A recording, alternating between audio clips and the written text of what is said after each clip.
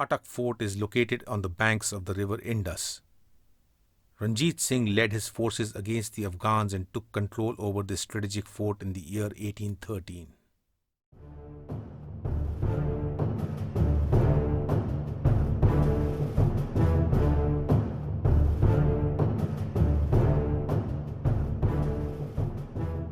We are today at the Attock Fort. This place's history from the Sikh era is that in 1813, Ranjit Singh fought a battle against the Afghans in this region, and once this fort was conquered, the wars actually continued till about 1818 in sporadic periods. But once the conquest of the Attock was made, this kind of opened up different routes. So in some ways, the conquest of this fort and the leading of the expedition into Srinagar led into the Kohinoor diamond then being given by Shah Shuja to Ranjit Singh, and thereafter it came into the custody of Sikhs, and thereafter, after the fall of the Sikh Empire, it went into the hands of the British. This fort is also interestingly important from my first book, The Lost Heritage of Sikh Legacy in Pakistan, because in 2014 when I had come into this region and I was standing on the other side of the river, Indus, I had seen the place where Alexander Burnes had brought his ships.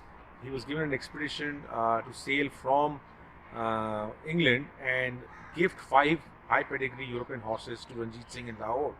And he had come in and he had docked his ship at this fort, and that time the water level was pretty high in the Indus, allowing the ships to come inside. What Alexander Burnes had done was to prove that ships could be brought into Punjab. What the classified reports that went into Calcutta to East India Company thereafter said that it was possible for the British Army to come in on the sea route, while if the British Army from India ever desired to get into Punjab, they could sandwich it from both the sides. Nothing happened in the history, but the mere sight of seeing the place where the ship was docked, it became a source of motivation for me to write the first book in the form of a travelogue. So where we are heading right now is down this road towards the place along the Indus where earlier the ships would have been docked and they would be entering this fort. But as we are going down, we just stopped here to see the broken ruins of this fort. What's very clear is, because different dynasties have ruled in this fort. So Afghans made this fort, the Sikh dynasty came here, then later on the British ruled out here. Now it's the Pakistan government that's in this fort. So various dynasties have actually, and governments have had occupation in this fort. But what's very interesting out here when we see is that along with the old structure, there are these thin bricks that are being used, which shows that the British have added some sections inside this, and that's the portion that's broken. It's interesting that the old structure still stands, and what British added here has started breaking down. So this is the gate where I'm told that when the Sikhs entered the fort, they came in from this side. If you look at the old history books of the British time, where the Attock Fort is typically shown from the Khairabad Fort side, which the fort does not exist now, and only ruins are there. There used to be a pontoon bridge made with boats, which is to float on the Indus and connect into the Attock Fort. So that's a pretty common picture of this place.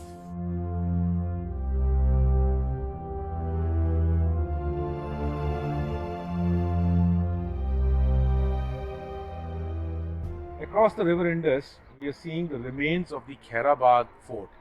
Now, in the Sikh history, it's documented Khairabad Fort was made in the Sikh era. What we have out here is just the remains of that.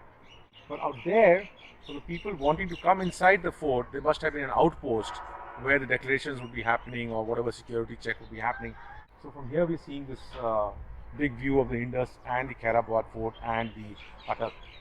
We are going down now to that place where we are told used to exist a temple. Now they're saying a temple, I'm just interested in going and finding out whether it has anything to do with the Sikh legacy.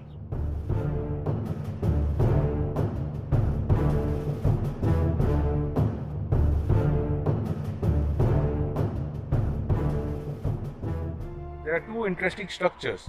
We are standing in the gallery of a temple because there's a plate outside with Om written, and it says there's a person from Peshawar, a Hindu family, that has done the seva of this. Interestingly, it's written in Gurmukhi, so which goes to show that Gurmukhi was pretty much a language of the Hindus and Sikhs out here for their religious purposes. But just on the other side of this place is a small structure there where it's written Ek Onkar out there.